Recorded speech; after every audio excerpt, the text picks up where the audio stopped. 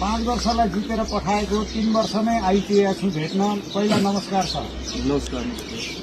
अब कस्तो छ यतातिरको हालचाल? हालचाल ठिकै छ। अहिले हाम्रो भनौँ न सबै अब एक्लै उ गर्दाखेरि अहिले हाम्रो पार्टीको मजबुत छ आधार, अब जित्छ भन्ने हाम्रो छ गएर। अब जित्न त सबैले जित्ने भन्दै घुमिन्छ, तर हामीले जित्ने आधार छ तल्ला, जित्छ जसो गरी। अनि के आइरहेछन् त गाउँमा कुराहरू? कुराहरू आइरहेका छन् नि होइन? गाउँमा त यस्तो छ, मान्छेहरूले भन्छन् अब बालेन भन्छन्, अब त्यो रवि भन्छन्।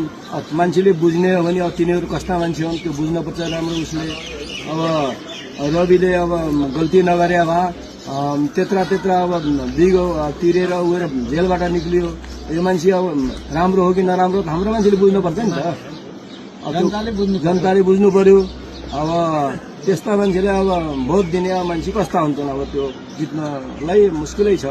अनि जस्तो केपी ओलीलाई च्याउ च्याउ च्याउ च्याउ गाली गरे सुनिन्छ नि, के भएको हो त्यो? केपी ओलीलाई त अब उनीहरूले चारैतिर घेराबन्दी गर्ने, जसरी पनि अब त्यसलाई हराउनुपर्छ भन्नेमा छन्। तर त्यो केपी ओलीले स्योर दिन्छ, तिनीहरूको खासै प्रभाव नपर्ला जस्तो छ। तपाईँले हेरिरहनु भएको छ, भेटिरहनु भएको छ? हेरेका छौँ, सोध्छौँ। अब यहाँ प्युठानको के देखिरहनु भएको छ त अरू अहिलेको हालचाल? हालचाल प्युठानमा त अब राम्रो छ। अब सूर्य थापाले पक्कै जित्छ भन्ने उम्मेद छ हामीलाई।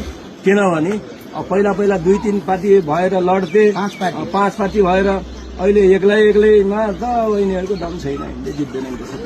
तै पनि जित्छु भन्छन् त, के भएको यस्तो? त्यो त होमिएपछि त जित्छु त जसले नै भन्छ नि। त्यो त जित्ने हार्छु भन्ने को उभिन्छ र? त्यसो भए त कसैले आधार अहिले छैन, त्यसैले सूर्य थापाले नै जित्छ। भोट अन्तर कति पर्ला जस्तो छ?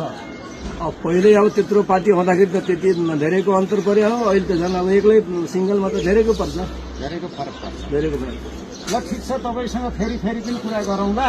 अब सही कुरा जनतालाई भन्ने काममा लागिरहनु भएको छ। एकदम स्वास्थ्य ख्याल गर्नु होला। तगडा हुनुहुन्छ। ल, धन्यवाद। हामीले त भने